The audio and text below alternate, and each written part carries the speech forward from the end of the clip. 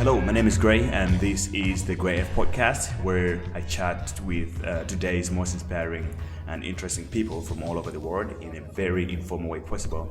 And in this episode, we talk about couchsurfing with Rad and Ashley. Both these guys and myself are couch surfers, and we host people strangers from all over the world, and we let them into our houses, and they stay with us, and we have a good time together. So it doesn't matter whether you couch surfing already, or you just want to get into it, or you have no idea what it is. You will enjoy this one, and because we get into the basics of how it works, exactly what it is, and how you can participate, and most importantly, how can you find the right host for you, and how can you successfully get hosted without being declined. Just remember to support the podcast by only subscribing. Whether you're listening on iTunes, you just gotta find the Gray F podcast and subscribe, or if you're listening on SoundCloud, you just have to follow the Gray F podcast. Or you can find us on Facebook and like the page, or if you downloaded this from our website, which is www.grayjabesi.com, then you can just go there. There's a tab where you can subscribe. You just have to put in your email address, and that means on each and every episode that comes in, I will be able to email you directly. And by doing that as well, you also support the podcast, which I really appreciate so much. And you don't forget to check out the previous episodes. We've had so many different guests, so much fun, very different people from all over the place, which I think you might enjoy listening and find something helpful in there. Other than that, enjoy this podcast with Rad and Ashley. Thank you for your time, and I will see you on the next one. Enjoy. Okay, we can start with, you just gotta introduce yourself. Start with Ashley right there. Hey, hello guys. I'm from Cape Town, born and bred. Love the city, love traveling. Yeah, that's pretty much me in a nutshell. Love music, business orientated. Yeah. And couchsurfing wise, you host or surfer? I have hosted. At the moment I'm staying in a one-bedroom apartment, so it's kind of difficult to do that. But if I'm out, like I generally go out on the weekends camping, or I'm away for the weekend, and I'll let my places out to guys that need places to stay. Sure. And I have stayed on people's couches in Amsterdam. Amazing experience. Like there's nothing like staying with locals. Honestly, I can say that from the bottom of my heart, because I mean, just my top experiences, just thinking about my traveling, has always been with the locals. They take you to the places that no one really knows about, that you don't want to do the Table Mountain thing in Cape Town or whatever it is. And it was just an absolutely amazing experience. Cool, and we got Rad on the other side. Sweet. What do you say, bro? Radhesen, or as everyone calls me nowadays, Rad. From Johannesburg, 26 years old, been living in Cape Town for about 5 years now. Really enjoy living here and working here. And then the couchsurfing thing emerged pretty much over the last year. So I got a chance to live abroad for a bit, spent a whole lot of time with expats and learning from different people. And then I got back to Cape Town and pretty much said, well, I want to access the same network in the same way. And so couchsurfing, I had heard about it, had joined the site a long time ago, but I never really pushed on it. And then when I got back, I started it. And before you knew it, it had spiraled into like a unbelievable cycle. And we've been hosting people left, right, and center for pretty much the last 12 months. Yeah. From all over the world. And yeah, you're right. Actually, I suppose when you're traveling, meeting up with locals and stuff has been the best experiences. And so when a lot of the guests that you stay with you, they're very appreciative. They love the whole local feel you give them, and that's what a lot of them want. They just want you to give you a local perspective. And for someone who's hosting, the best part is that you always getting challenged. Yeah. Because they give you a different view on things, and like you have an opinion about something, but these guys have grown up in different places. They can have different views on things, and you're consistently learning. So on the whole, for South Africa, it's like hundreds of benefits. You can't underestimate. Yeah. So background check, Ashley, do you just do couchsurfing full time? And No, not at all. Okay. I would love to. I wish I could. Yeah, I wish for I wish myself it paid as well. enough, but it doesn't. It is very much a part-time thing. Mm-hmm. Obviously, I have a full-time job. I run a business and all the rest of it. Yeah, I DJ part-time, so I'm very, like, I'm very on it. But Couchsurfing, it's a big community and I'm very much a part of it and I love it. As I said, it's just meeting new people, especially travelers. Travelers generally have a much bigger mindset. They're more open, their mindset is absolutely much broader. And it's great to engage with that kind of different cultures, different people, different languages. I mean, it's amazing. Ashley has a life, eh? I do. I'm jealous for you, right? I'm really jealous right now. I feel like I'm not doing anything. No, I wouldn't say that. All right. And Rad? So Couchsurfing became a big thing this year. But, I mean, sometimes it feels like a full-time thing because I love it. But I don't feel of it like as I'm putting in a lot of effort. I think of it as more like something really cool on the side. But there's a whole lot of other things going on the other side. So I work in a pretty tough, say, job and industry, like this investment world. I love it. Also meeting a lot of people all the time. Outside of that, being active, playing sports all the time, enjoy playing piano, getting involved in community things, networking with different people. There's a whole bunch. There's a whole bunch of things to try to get done. So like, Couchsurfing is one thing, but the best part I think is also quite cool is that you can involve the guests that you meet into a lot of these activities that you do as well, right? So like hosting people at your house, cooking dinner. I'm a big on foodie. Cape Town has like some of the best it's the food capital of the world, right? So you can do so much with that, and then the sheer amount of activity right now for the next 3 months. December, February. Every weekend there's going to be about at least 10 events or something. You can go camp out somewhere. Whether it's a party or a beer festival. Wine thing. You're spoiled for choice. So right. Yeah. Cool. So the story at hand is about when you're hosting, what exactly do you look at? Like, for you to accept someone, where I was talking to Rad just now saying he's receiving so many requests, myself as well, because it's season. Absolutely. You know, all the travelers are coming in. The Germans, like this one right here. Hello. Yes. If you didn't know, we wanted. What do you think of South African beer? This is not bad. It's okay. You can drink it. all the Germans drink this one, eh? Wow. Yeah, Windhoek, whatever. Is it the right word? Windhoek, that's great. How long have you been here for? Like 5 hours. Yeah, she's only 5 hours. She's already criticizing the beer. A natural German instinct. Let's taste the beer that makes the country. Yeah. If it sucks, I'm going to take the next plane right away. I need to get out of here. So I was saying, what do you look for when you're looking into hosting someone? Personally, first of all, you have to check references. Sure.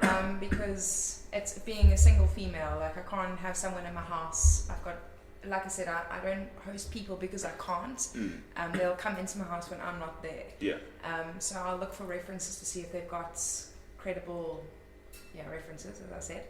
And then also someone that has similar interests. I mean, like I'm not going to host someone that wants to go for strolls in the park or like that sort of thing. I'm quite party orientated, nightlife orientated. I love the outdoors and nature as well. So if someone has those kind of interests, then I know that I can show them the side of Cape Town that they'll really, really like. Yeah. Whereas if someone's looking for orchestra music or theatre productions, well, exactly. Well, we all have our own different things. Yeah.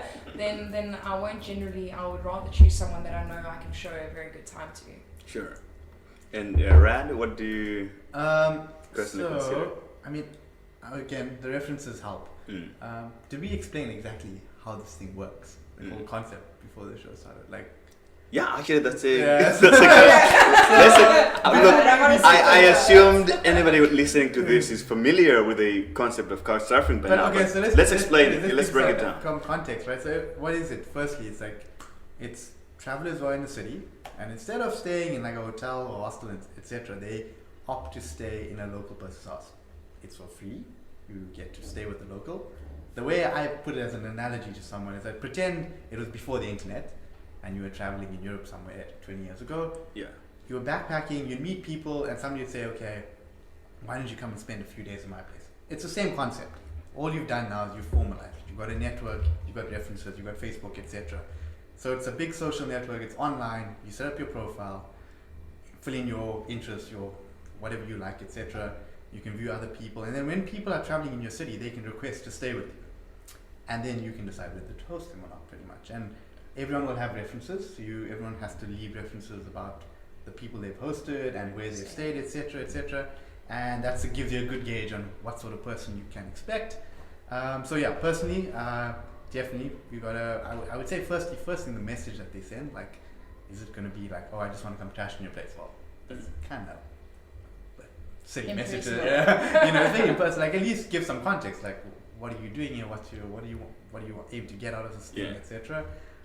References on their profile, definitely, their interests and likes. I wouldn't always delve too much deep into like what they like, and not simply because I think a nice part about this is that you meet people that you probably would not meet through your own social circles locally. 100%. And that's been actually quite cool. So if I had to just go out with the people I normally go out with, chances are a lot of the people I've crossed paths with, I would never have met them.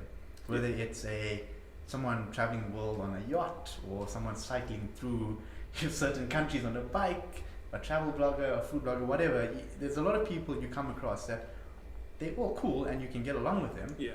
There's always common interest, I find. But you just would never have, chances are you would have met them. And cross paths with them. But there's so much to learn from them. So yeah. Cool. Things, yeah. I like the way Rad think. Kind of puts things in perspective. Right? You know how to explain things for everyone to understand, basically, better than I do. Cool. So, in terms of messages, like, what kind of message appealed to Ashley? If someone want to stay with you, what kind of messages kind of turn you on? Like, okay, I want to host this one. Yeah, very friendly. I like friendly. But was it a wrong word? Isn't Okay, let's go ahead. Generally, yeah, as I said, very friendly, warm, welcoming. It's very difficult for me personally to get along with stiff people. That's straight to the point, like, yeah. So that would immediately appeal to me if someone's friendly and saying, hey, or just asking what you can do, because often it's not just the actual couch surfing, it's events and stuff that happen within your city that we both admin for. That we host events and invite the travelers and locals alike to meet each other and just have a good time. So if I get a message from someone, even if I can't host them, like, I'll add them to our Couchsurfing group on WhatsApp, and it's an easy way for them to see what's going on in the city, like what appeals to them, what wouldn't appeal to them, anything from hiking groups to beer fests or whatever the case is. Right. And also, like, I'll definitely scroll through photos. So if someone, like I said, I love nightlife, I love partying, I love certain things. Yeah. If someone has pictures like that on there, then that's what they love doing. I mean, like I said, I'm a part-time DJ, so music festivals are a major thing for me. If I can see someone really loves music, I'm like, yes, we will get along. You can. Right. I'll invite you. We'll go places. Cool. So yeah. Nice. And Rad? I suppose it's difficult to judge sometimes, right? I mean, it's a message. Like, but you hope on average that someone gives you, it's a friendly, warm tone. They can outline sort of how long they're going to be there, what they're aiming to do, etc. I think a lot of it, though, it's difficult to judge. So sometimes I'll start exchanging messages with them before they arrive. Like, you'll maybe chat on WhatsApp for a bit, etc. So try and get to know them a little bit more. On average, though, if they've got good references, it helps a lot. That's what I find. Like, gives a good take on what they do. And then, yeah, as you said, I mean, the music sort of festival thing. I mean, if someone's there and they love cooking and they like trying out restaurants, like, that's something I enjoy. So yeah, I can see definitely there'll always be like some sort of synergy. And then also, what do they want to do? So are they coming to see, like, they want a more cultural experience, sightseeing, or do they want more of a party, beach, laid back vibe? And you can give them feedback, chat to them more what their options are, etc. So I try to be as like sort of helpful as possible, even when you can't actually host them as well. That's another thing. So sometimes you just can't, you're getting 2 messages, and you'll just chat to them about what's plausible and add them to the Couchsurfing group, get them involved. So yeah, those are probably the main things. Yeah. It's important for me. It's important for guys that are visiting because I love the city. I mean, I'm born and bred here. I grew up here. I'm very passionate about Cape Town. So when guys come here, I really, really, from the bottom of my heart, want them to have an amazing time. And when they leave, I want them to say, that was an amazing city. Like, I will definitely be back. Sure. So whether I can help them or someone else can help them on the group, it's just as long as they have a good time. That's what's actually important. It's just that they need to have a good concept and a good understanding of what Cape Town is and the people of Cape Town, because we're so varied and vast, like from every aspect. Yeah. And it's great to be able to introduce them to people that they would have never met or otherwise crossed paths. Yeah. Sure. So personally on my side, I have it's terrible the way I look at it, just like very 1 or 0 type of vibe. If you send a message without my name on it, just say hi, blah blah blah blah, I'm not going to reply. I'm just going to decline. Because it means that it's probably a copy and paste vibe that you're not even looking. So it kind of give me the sense of saying this one is just looking for free space rather than having a good time, or say they have seen we have some common interest or something like that. So on your side, what would be the things that, how would you tailor the message that actually appeals to yourself if you were the Couchsurfer? If I was the Couchsurfer. Yeah. How would you tailor your message for Ashley to accept it? How would I tailor a message for Ashley to accept it? Well, what did you say? I would definitely look for originality. Yeah. So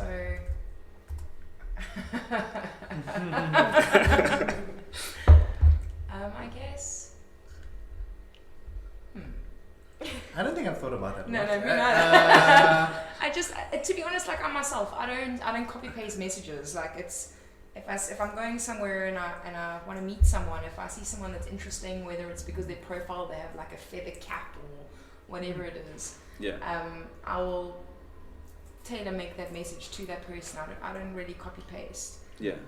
So if I'll have a scroll through their profile, have a look at what they're interested in, and then highlight obviously the things that I'm interested in too, and kind of highlight that in the conversation. Does that answer your question? Yeah, okay, kind of. Cool. Kind of. Go on to you. And Rad? I would say, name is important. I agree with that point. Like, it does make a difference if they can. Sometimes they spell your name wrong. I'm like, how is it possible?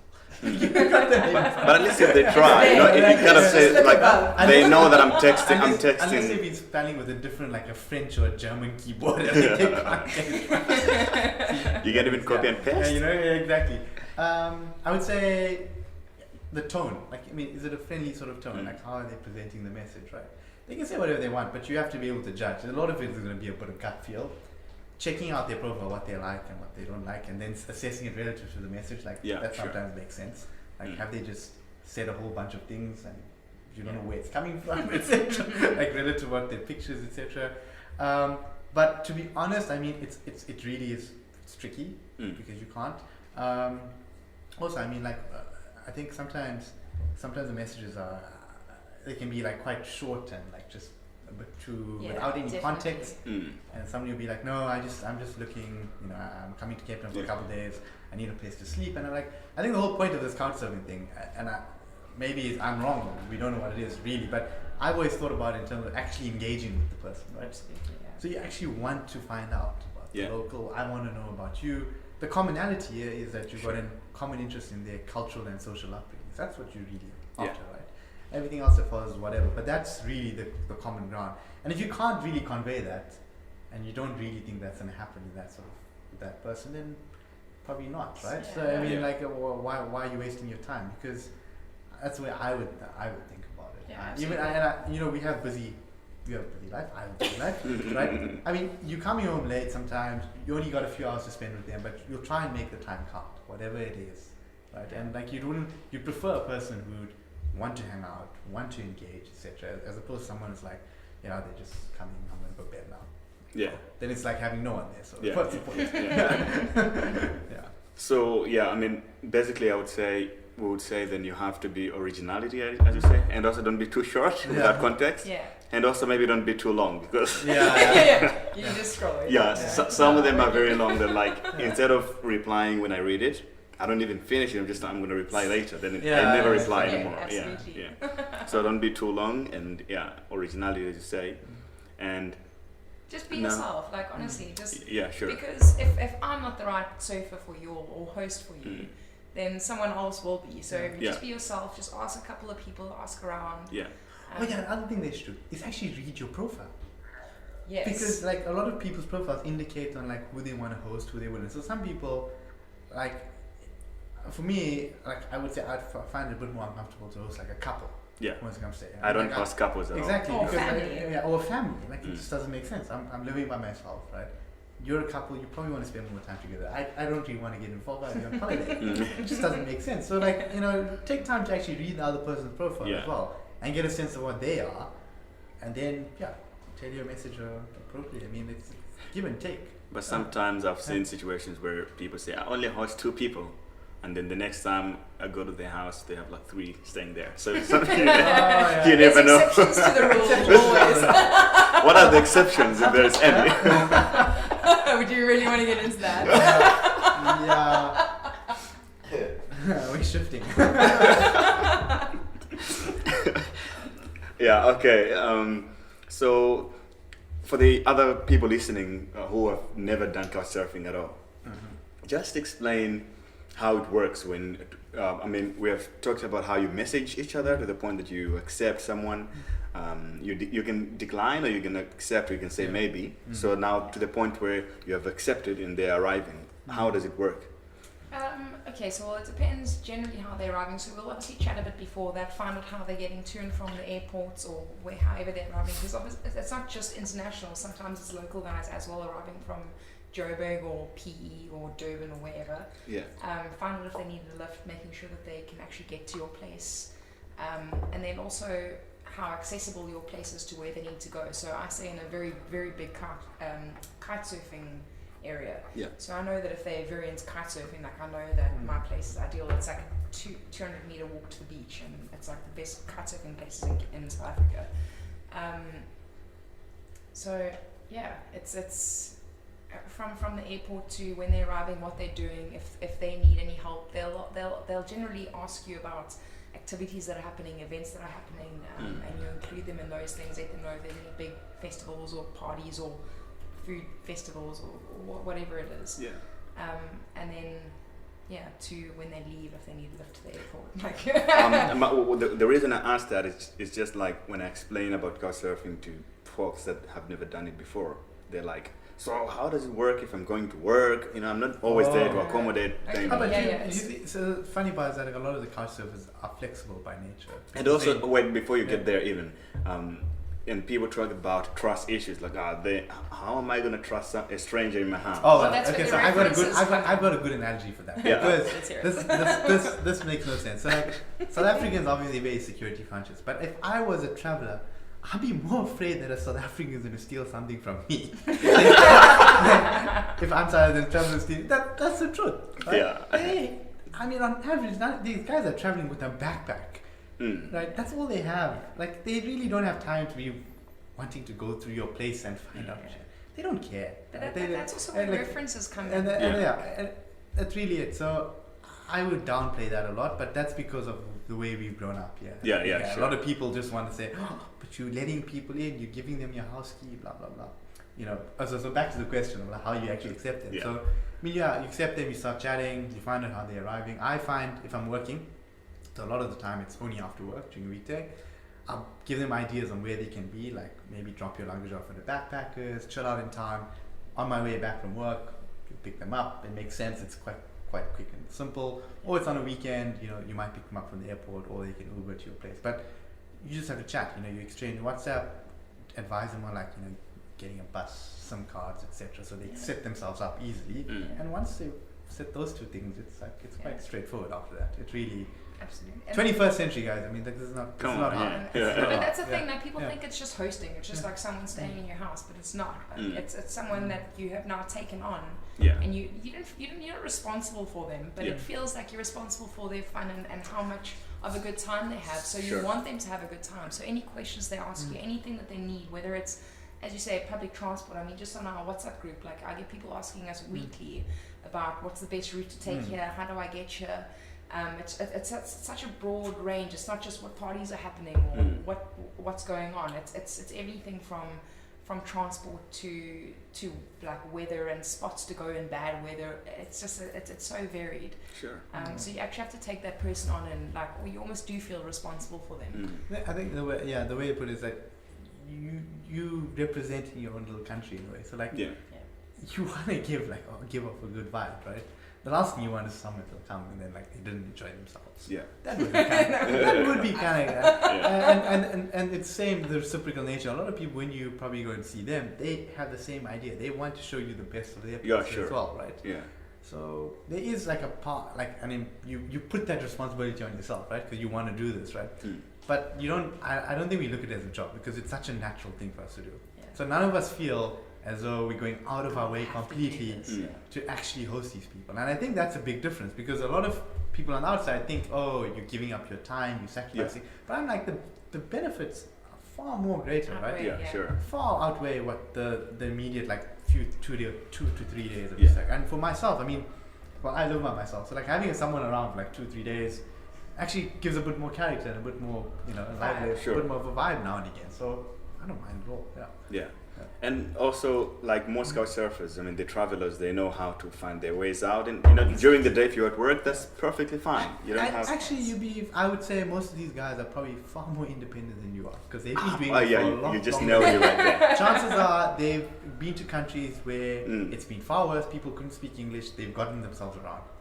So they'll be fine. Your chance that you won't be fine in your own country. So do you have an exception of who do you accept, or girls or guys, or gender based or family based, or what kind of? Well, I personally prefer single females. Okay. That's because I love making friends, and male female like friends thing. It's very difficult to weigh sometimes. Okay. So I generally don't accept over flirtatious men. Like just on messages, like I'll just generally go no because I know they after. I'm sure. How does a flirtatious male come through? Well, when you start with "Hey, sexy," like generally like. Do you get that? You really get that? Kind of stuff? You don't even want to go through my messages. If you go through a girl's Couchsurfing, you can't. It's frightening. You'll be surprised. Like a lot of people actually use it as almost like a Tinder for internationals, which isn't what it is at all. Like at all. So people will see your profile and be like, oh, I like the look of this person. Yeah. And just start flirting like from the off bat, and it doesn't quite work out. So anyone that's over flirtatious, it's generally a no, don't go there. So that's why I personally prefer to host females. I find that we have a very good time, and it's very there's no intentions other than to have a good time and to show them a good time. Yeah, but you host guys too? Absolutely, I host anyone. Like that's just my preference. My preference is single females. Or even taken females traveling singly. That makes sense. What's the split then? So on average, if you had to say all your people you hosted, like mostly like 70%. There's been probably couples actually. You host couples now? Yeah. Well, like I said, I'm not at my house whenever there's someone there. I literally give them my house keys and say, look after my guinea pigs, and you have a place to stay, like sorted. Yeah. So I've had three couples. I've had 2 single girls and I think 1 single male. That I've said, here's my keys. It's very trust based. That's why I said references are very important. Like I can't stress that enough. It's you go onto the profile and you see they've got 26 references that are all positive. If they've got no references, I generally won't host them. Yeah, me too. Especially because I'm giving them my house keys to say, there we go. You've got, and I've got so much like equipment and stuff inside my house. Like if it goes missing, I'm in a lot of trouble. And Rad, you have any kind of ratio? So I've hosted. So people I haven't really hosted. I haven't hosted a couple, but I don't think I would really, or families. But then from the first time, it's turned out that I've hosted more girls than guys over the time. But I think that's also like maybe a reference thing, because like you host like 2 girls and then more of them are comfortable to stay, right? So if they see that you've got references, then more and more times they'll host the last few. And then I've hosted single guys as well. So it's a mix between like most girls and guys pretty much. But with the guys, it's probably most of the time they're traveling by themselves, hardly in twos. And I'm not too sure why that is the case. Well, I could probably explain it. Yeah, you can. I mean, like, Tell us. Tell us, great. Nothing special. We could explain it in like a guy's way. It's saying like, you know, maybe there's too much testosterone in one household. I don't know, but it feels as though what happens that it's easier to have a guy and a girl staying in the same vicinity. It's just like easier to get along somehow. I think it's easier to trust girls. We would say. I think the main problem is that I've seen is that what I've observed anyway is like you see most guys, the way they request and the way girls request is very different. Okay. I was having this conversation with one of my Couchsurfing. He was like, "Oh man, I think it's harder for guys to find hosts everywhere right now. I'm struggling with this." So and he was talking then he was actually copy and pasting messages, just sending to everyone, you know.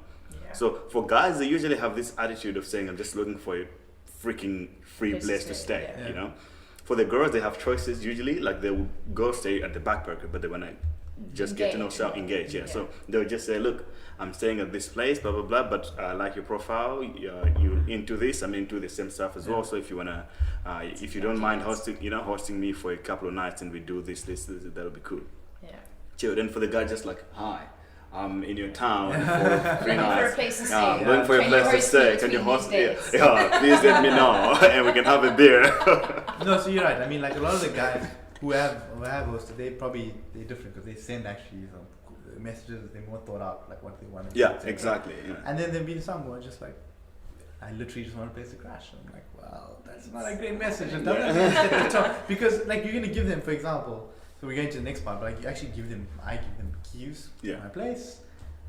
They can move in and out at their own leisure. And a lot of them are like, a lot of people are okay, but now they can do whatever they want. But like actually, strangely enough, a lot of them are quite respectful, and actually more respectful than if you had to pay for your place. Absolutely. Because they realize like they've invaded your privacy, right? They do realize this, and they have to understand, well, how do I interact if I've done this, like going to someone's place? And a lot of them are quite cool. They like take care of themselves. They clean up after themselves.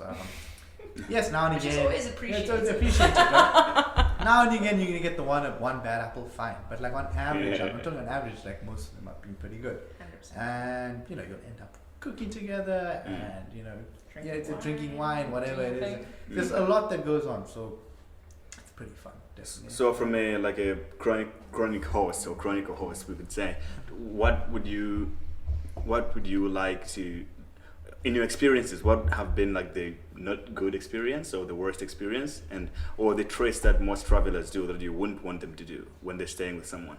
Sure, I've never had a bad experience. Me too. Yeah, touch wood. I've never, and that goes for hosting and being hosted. I've literally never had a bad experience. It's always been amazing. The time that I've had and the time that I've shown people has always been great. I think, and tidiness or just being disrespectful. Yeah. In general, like if I know I've got a Chinese host or something, like I will generally do a bit of research into their culture to make sure, like I know that like with Thai people and that sort of thing, like there's very specific things that you shouldn't do. Yeah. So I'll generally research that. So I would appreciate if my hosts kind of research the culture and the city that they're going to, just to understand like what's socially acceptable, what isn't socially acceptable. Not that I would think differently of them if they did something. Yeah. But it just shows that they've got a bit of interest and a bit of, I don't know how to say, like appreciation for where they're going, just to put a bit of effort in, and actually find out what the city that they're going to accepts and what they don't accept. Other than that, just be cool. Just be cool. Just be yourself. Like no one appreciates anyone fake. No one appreciates people that put on a show that don't really. So. And Rad? If you use something, put it back. At least when you use something, put it back, right? It's a simple rule. It's quite simple, isn't it? It's not that hard. And like most of them do it. Now and again, you get some people who do some silly things, and that's probably at the worst end. Like someone maybe who like they want to use something, make something eat, but they don't clean up, or they stay in your bed, they don't make the bed. And like it's those are the most basic things that you can do. Sure. And it probably creates like such a good vibe if you can do it. But I'll be on average, that's like the minority, and most of them have actually done far more than that. They'll end up, I've had people who will end up like cooking when I come home from dinner or coming from work, and it's like so awesome. So then you get So true. You walk in, there's that I've had those as well. Just like, it's, it's so cool. Like, or they clean up the place with it. Yeah, exactly. The house, like you. So like even like I'll be making food and I leave my dishes. The next day I come home and like dishes are clean. Like, Yeah. Okay. That's fine. I mean, because there's So, like, small, it's not like you're expecting that. that. You Yeah. can do Yeah. because in all fairness, like you're using their water, Yeah. electricity, like Yeah. you're not staying there for free. Like Yeah. there's always And an expense to it. Exactly. And I don't think anyone views it in that way, but I think what it comes down to is that it's interesting because it's like, how do you almost like behave when you've got other people in your household? It's almost like you want to create a little sense of community, but within a very small household. Yeah. Right. That's what you're doing. And what do you need to do? Right. So what's practical to do within that environment? And it's, as you said, it's the simple things like cleaning up, buying groceries. You know that you're using the milk. Some people buy milk for you. It's amazing. Like some people can really see past all of it and be like, oh yeah, I'll just do that. And funny enough, I think a lot of them actually do that. 100%. Yeah. Because they understand what's going on, and yeah, it's much appreciated. Yeah. So. And like for the host, it's not like as a host. I mean, personally, I expect anything from anyone. It's just like, as you said, you have to create some sense of community, and you can't be dead weight where you just like have somebody in the house, you're just staying, and that's it. You never Exactly. It's just like, man, you know. So it can be quite awkward. Like I won't lie, I have had one very awkward experience where it's just it didn't work. What happened? It was just strange. The only person that I hosted that was there when I was there, I've got a very uncomfortable couch. So like I do say people can sleep on my couch, but if you've got other places to go, like rather go there because my couch is not comfortable. Right. And I've got a blow up mattress. Like I'll make like my lounge like their bedroom. And it was just incredibly awkward. Like they would take like hour and a half long care. It's probably exaggeration, but like an hour long shower, and like I've got to get to work in like 15 minutes. Like, can I please get in my shower? Oh, that's effed up. So there's just things like just know like I need to work. Like I still have a full like day like job. Still have a life to do. Like I need to just kind of do my thing, and you can do your thing as well. But it's not. Let's not mesh each other's. Routines. Seems like Ashley is a fun host. I will couch surf with Ashley one day. You're welcome. Anyone's welcome to stay on my couch. It's not very comfortable, but you can. So on my side, I would say the worst. I mean, there's never been a worse experience. Like I still remember all the guys I've hosted, really cool people. Except for like sometimes you give someone 2 nights to stay or a number of nights. They know exactly how long they have to stay. Because they request specific. Because they request a set number of nights, or then you negotiate, you change the days, and you give them exactly what they need. Yeah. And then time to leave. Now the you don't want to be a dick about it. You're they kind of make it awkward now. It's just like they don't want to tell you. They don't come to your face and say, "Look, man, I enjoy the vibe. I want to stay more. Can I stay longer?" Or I don't have another place to stay for the night. My plans have stuffed up. Like I need to. Yeah, and then it just becomes this thing. It's just like, oh, I'm expecting this person to leave. Then I can move on to another plan. So I haven't someone else scheduled and stuff, and then they're just there, you know, without saying anything. That exact example, like comes down to like actually just setting the expectations, like boundaries. setting the boundaries. Like I mean, if you read a lot of people's profiles, they tell you quite directly, like. I'm comfortable with people staying for like 3 to 5 days. After that, it becomes, it will become a bit difficult because now you eventually need your space again. You're used to it, right? And like the people are really good at it. The people who stay, they know. They'll ask you like, if this doesn't work out, would it be possible to stay 2 days? And they'll tell you early. Or they well know in advance that after 5 days, they've got to make a move out because they themselves know they wouldn't want to be sort of like be there for that long. So. Yeah, now and again that happens. I had that like where that it went on a bit like why and then you almost like you feel a bit bad because you got to put your foot down and say, well, I actually need my space now. I have to say sometimes it works. I mean, if you're both cool with the vibe. I mean, I've had people that are like, I'm gonna host you for 2 nights, and then we stayed for a week or a month. Exactly, I hosted a guy from my longest couch surfer from Austria. We stayed together for a month. Jeez. You know, yeah. I mean, we enjoyed every minute of it. We're just like, Awesome. cool. That's cool. Yeah. I Which mean, is most experiences. Yeah, you Yeah. know, most experiences are like that, exactly. But like sometimes they're just like, oh man, I wasn't expecting this. Especially if you've got things planned. I mean, yeah, Exactly. yeah. like if you've got things planned, like you want a romantic evening with your partner or something, and there's like an extra person sitting on your couch, you're like, okay, this is slightly awkward. You were supposed to be gone like 2 days ago. Yeah, just crazy. So thanks guys for coming on. Is there anything we can talk? We can talk about the WhatsApp group first. Okay. It's growing so quickly. It is. How do you think of scaling that right now? How are you going to scale? Because it seems like it will get out of hand at some point. In my opinion, To cull people. it's growing so many people. Yes, it is, but also a lot of people coming and going. So I personally encourage local guys on the site because it's, first of all, it's more hosts, it's more locals. They know more spots. Every local has their thing. Like I said, mine's nightlife and outdoors. So I know really good outdoor spots, like to go and look at views for sunsets and all that sort of thing. Other people might know like amazing spots for something else. So I really encourage like local people to come on, and I add them on quite often. But as for foreigners, they come and go. Yeah. So it's you add someone on and they'll leave 3 weeks later or 2 months later or however they're long there in Cape Town for. Yeah. I wouldn't know. Yeah, I wouldn't really know how we would manage that. It's just no, if it we gets just, out like, of hand, we'll I mean, maybe. we just have an agreement. We Just go through the group and like, you know, unfortunately, people who have left, we need to take them out and just make sure we can control it. Yeah. Just be practical. I think like like, if anything, we might like create different couch surfing groups for different things. So if you're into outdoors, there'll be like an outdoor couch surfing group. If you're really into hiking and trail running and mountain biking or whatever, and then to the festivals, to the this, to the that. So maybe and that if it does also, get and out of that hand. tends to happen already. Like you know, in the group, the people will be like, we want to do this event. If you're interested, inbox me, and then like we'll set up this new group for that. So like that already is happening in any case because absolutely. I mean, there's a lot of people in this group. Strangely, it started off small. So before, I mean, there was only 40 or 30 people in that group 6-7 months ago, and suddenly it's become this massive thing.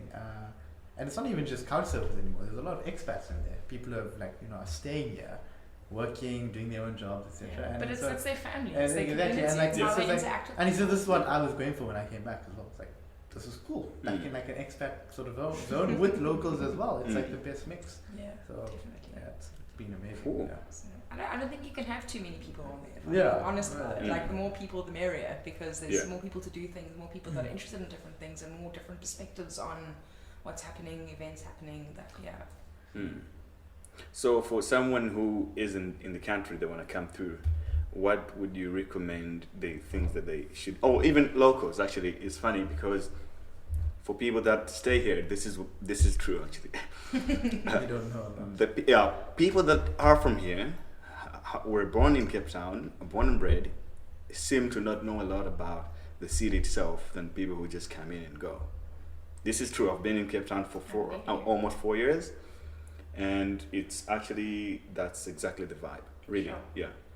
So what would you say to those people? Like, to the what locals should that, to the locals that haven't seen much, just like what would they get inspired by to actually go out there and find stuff? well, it would speak to each individual person. So whatever inspires them. Whether it's, I mean, I'm not a massive people's person. Like I like certain people, but if it's nature, if it's whatever it is, like just get out there and do it. Like just go and explore, see your country, see your place. I mean, there's so many places. I mean, Cape Town is so broad and vast. There's so many different activities to do and just landscapes to see. It's crazy. So just find your niche, find what you like, find what you're good at, and just do what makes you happy. And if you're happy, then other people that follow you or that are with you will be happy as well, naturally. But like, okay, what were you about to say? I would say Cape Town has a knack of you can get very comfortable very quickly because it is a very livable city. Yeah. So you can find your niche, you can find the zone that you're in, and you can get easily drawn into it. But I think, as we all know, and I think something we can all agree on, is that for younger people particularly, like things start beginning when you live on the edge of your comfort zone a bit. So, challenging your norms, etc., engaging with different Being people, open-minded. going into different events, things that you wouldn't have normally went into. Yeah. Probably the best thing you can do, and it's and the irony is that it's probably most accessible here, because you've got not just local stuff, you've got tourists and expats and foreigners, everything. You've got you've got business, you've got arts and culture, you've got social, you've got history, whatever you want, it's accessible. You just got to go after it a bit more, right? And when you do it, I think most people are surprised. They like it, and they're like, "Oh, why wasn't I doing this before?" So, and then what happens is like, "Oh, I can't really go back to that old way of doing things." Yeah. Because now I've tapped into a new way. With my normal group of people doing exactly. my normal thing. Every Friday we do this. Tell me about that. Everyone gets so complacent. I can't do that anymore. For example, I don't think there's anything wrong about that, but it's just like keeping an open mind. Yeah, sure. And particularly when you're in a place where you can be like that, you can have both. Yeah, sure.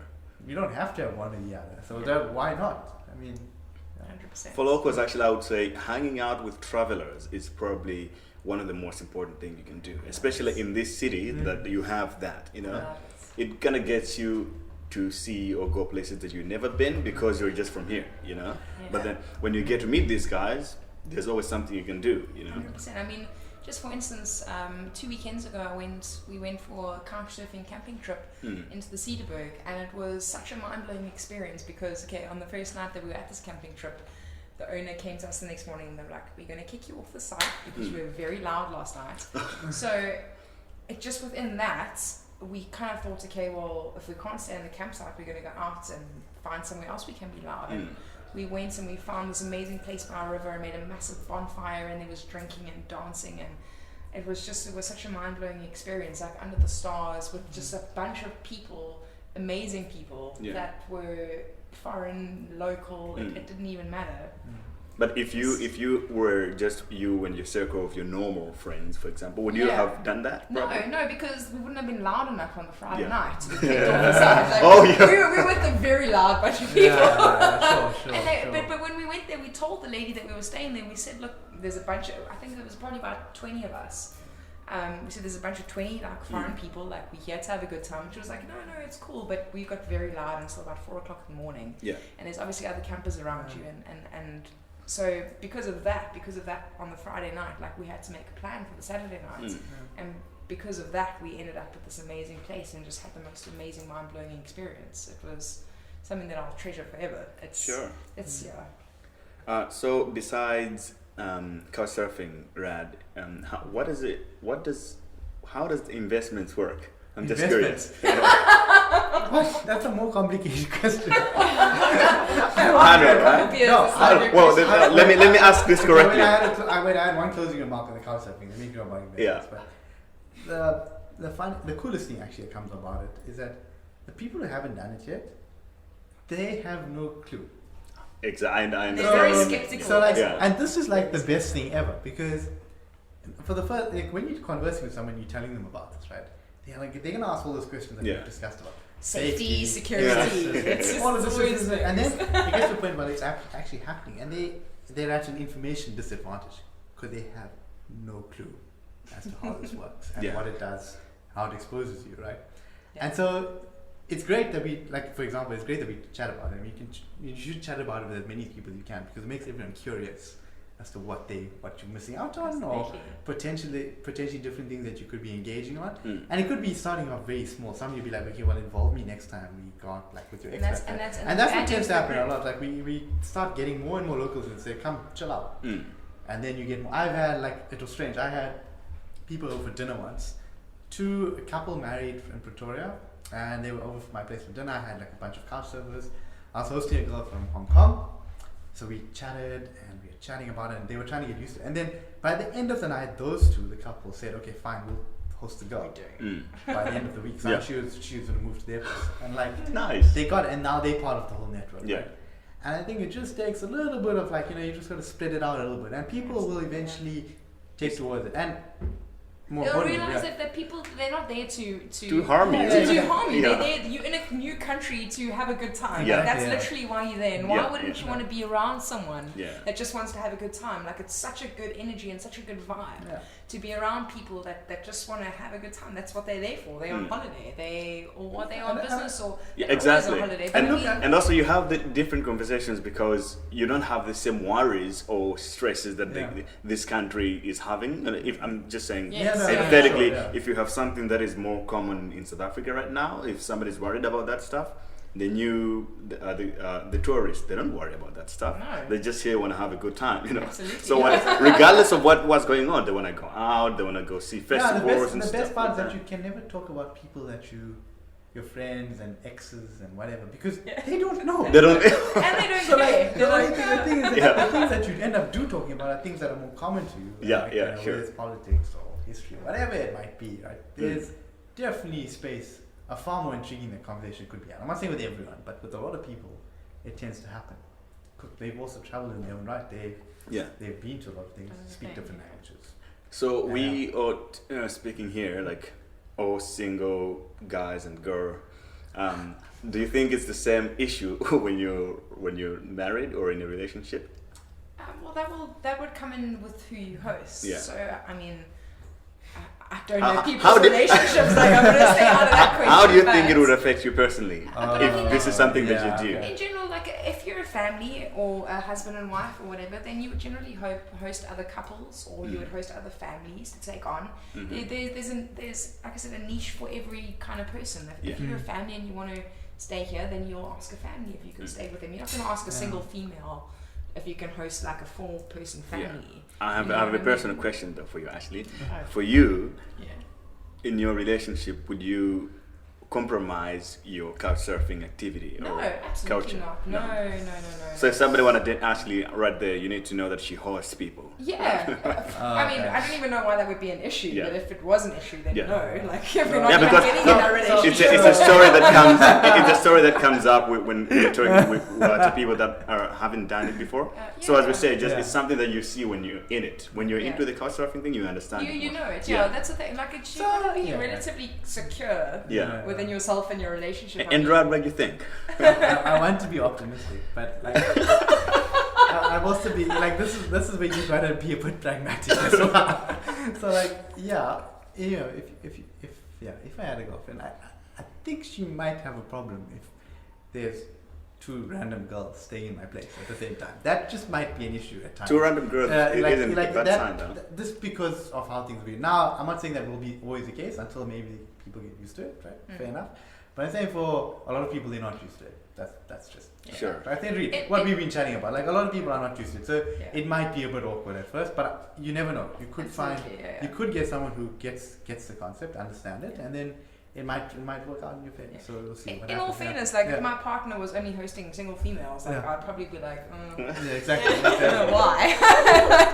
But I mean, like from my perspective, I love hosting single females. Yeah. So as a female, like there's not a lot of issues that go along with it. Of course, if there's a gentleman or a guy that chats to me and needs a place and we click and we get along, then obviously like they're more than welcome to come and stay at my place. And I wouldn't even think that would impact on any kind of my personal life. Yeah. So. Okay. What do you think about that, Gray? What I think about that is just like, I mean, that's the same sentiments that I have. Exactly, and I know this. Well, to me, it's just like it's part of my lifestyle, you know. So I don't think I would compromise it. Exactly. I don't want to compromise on it, but I also have to give a little bit of leeway and just say, okay, but people need to get comfortable with what it is as well, right? So but I'm open-minded to the doubts that one would have if they don't understand it first of all. You know? So I would try to get them to understand, but if and introduce them to it. Yeah, and exactly. so you become a host. I mean, then you will understand because there's no better way than understanding than being practical about it. Yeah, so, because this is it. Get on the site and host people, and then you'll understand the concept of it. It's not to hook up. Yeah. It's not a dating site. It's something to actually help people that are visiting your country just have an amazing time, and I think that's amazing that people can actually do that, and they do that. And if you don't understand that, then probably he won't understand you, Ashley. No, just gonna say, absolutely. go. Yeah. So let's talk about investments a little bit. And Investments? let's talk about business now. No. We have Ashley with Yes. pest control and hygiene. chemicals and hygiene. Yeah. And Rad, are you a venture capitalist? No, man. Are you an investment banker? Or are you a hedge fund manager? I don't understand No, exactly no, what you it's, do. Jeez, why do we have to talk about this stuff? No. You hate your job, bro. So You we're hate talking about couchsurfing. Why are we talking about Yeah, I don't want to talk about work. I really don't want to talk about work. I mean, Everyone is draining right we now. We can leave work for a different story. I mean, it's yeah. I work at a cool company, but yeah, no, it's not a quick 3 minutes. It's not gonna be a quick 1 minute answer. So, yeah, No, what I'm asking is that I think your job kind of helps you in this. You speak to clients, but you talk to people a lot. I think it kind of gives you this. The way you put together your words, you're good at explaining things better than most people, fair I think, enough. right? Okay, so my job entails speaking to people, institutions about the investments, why they invested with us. That's my job, right? Which means by default that I have to be able to explain something that's kind of complicated in a very simplistic way. So it teaches you that. So fair enough, that could be part where I'm able to explain things. But beyond that, Use analogies a lot. Use analogies a lot. But I mean, that's just one part of the job. I mean, I like it, but in terms of how it helps me, otherwise, I suppose my job says I need to also pay attention to what's going on around the world. You need to understand global trends. Speaking to different people from different places always helps, right? Because you get insight into things. And sometimes you get insight from people who are locals that you can't necessarily get from a newspaper. Yeah. Or from Facebook, right? When So like, we don't want to go into that, but like that's the sort of thing you get perspectives from people who are really living in those countries day to day, as opposed to the analysis that some person overseas wrote. Yeah. It's a very different outcome, and so that's always great for you. Like you always, and it's not just for work; it's personal as well. So like that's. You know, I asked that question because I was looking for that link between your work life and your life in general now, like work and how meeting new or foreign people kind of helps in a lot of ways. I don't know if you find application in that. Yeah, in your life. definitely. I mean, like for me, from my side, like running a business, I encounter a lot of issues and problems that I have to overcome, and it's getting my mind frame into a situation where it's let's find a solution to this problem. So if foreigners have an issue that they can't handle or that they need help with, like I find that I have the mindset to be able to think outside the box and like and really and truly help them and give them different perspectives on things that they might need help with. That, and also like I'm very client facing, so I'm also dealing with people a lot. I'm learning a lot about people that I wouldn't know. I mean, just in the last 2 years, I've grown phenomenally within just knowing people and how they interact. So I think that those two qualities in my personal life and in my couchsurfing life would kind of coincide, because it really does help you. Yeah, and I think the other thing, you're talking with people from so many different backgrounds, you're becoming more tolerant as it goes along. You're being able to converse with different people, you understand different perspectives. That helps you generically with it As a person, because suddenly you get someone with a very different point of view. You can sort of engage more easily than maybe before. Yeah. So if you had only centered yourself around certain types of people, well then by default, people who are outside of those views, it'll be hard for you to engage. Exactly. And maybe now you can, because you've met people like that. You've met people from these backgrounds, and that allows you a bit more comfort in those situations as well. So, I think sometimes, like maybe to be honest, like sometimes the benefits are not clear cut, but they're there, they exist, and they emerge in different ways. Yeah, sure. It's hard to pinpoint. You don't know, but like that's probably one of the best things. You don't actually know, like what the and I don't think any of us. That's the other thing. Like I mean, we've discussed like what it does and anything for us, like being able to travel, but you don't expect anything in return, right? You're doing it because you want to do it. You do it, yeah, exactly. Right? That's the point. You're doing it because you want to host, and if you did it for any other reason, then sorry for you. You're not doing it for the right reason, right? So that's the main thing. I think. Yeah. Cool, man. I think Ashley is tipsy right now. Are you be able to drive, Ashley? I'm sober. I'm very sober, guys. Okay. You'll be able to drive and everything. Yeah, definitely. Nice. Is this all going on live? I'm just joking. I'm very sober. Oh, Any okay. police officers listening? Police officers don't stop I'm not gonna give Ashley. you my Don't stop her. registration. Yeah. Have you been stopped before? Yes, a few times. Drunk? I was drunk once. Yeah, once. Did they take you? No? No. Oh, Have nice. you met me? Have you met me? I can talk my way out of anything. Oh, yeah. I can't believe you on that. She's also a girl. Yeah. That's another story. Smile and wave. Yeah. Smile and wave. Okay, cool. Anything you want to talk about, guys, or we can close? No, just really? guys, get on Couchsurfing. It's Yeah. an amazing. It really is. It's an amazing platform to meet new people. From hosting to being hosted. I mean, if you go into a new city, you want to know that there's events going on, and you want to know that there's people that's willing to speak to you because you can't maybe speak their language or you have a completely different culture. Like, it's good to know that there's people that are out there that will accept you just because you and you're traveling and you're in their city and they just want you to have a good time. Sure. So just get online, get on it. I mean, I don't know if our details are going to Yeah. be posted on wherever it's going to be, but get in contact with either one of us and we'll add you to the group, and it'll just I'll add links to all of your profiles in the Sweet. description, so Excellent. they can go click there and send you a message. Just don't say, "Hey, sexy." Yeah, please, guys, please. And lastly, but you won't know if you haven't tried it. Yeah, sure. So I mean, like, you can have many questions in your mind, but until you actually engage, Practical work is best. That's when you'll find out, unfortunately. Pierre is 5 hours in. You want to say something that you'll remember yourself in the next 5 years, that this is what I said when I just got to Cape Town? My first 5 hours are very cool. You just finished your first How's beer? the beer? How's the beer? Oh, she finished the beer. Oh, there we go. It must be good. Germans. And Okay, again, guys, we're running out of beers. We gotta go. Yeah, we need beers. Yeah. We need beers. Oh dear. Thanks, guys, for coming. Oh, thanks, Greg. Thanks, Thanks for Greg. inviting us. It was really Cool. great. And thanks for listening, folks. And just right before we leave, remember to subscribe, depending on where you're listening to this. If it's on iTunes, where you listen to your podcast, just remember to go there, find the Grey F Podcast, subscribe, or you can just go to my website,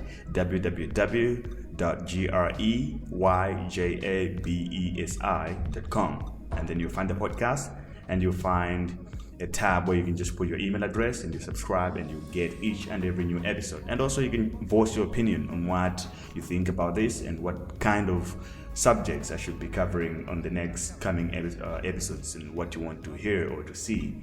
So remember to subscribe, follow us on Facebook and all this social media stuff. And other than that, thanks for listening. I'll see you on the next one.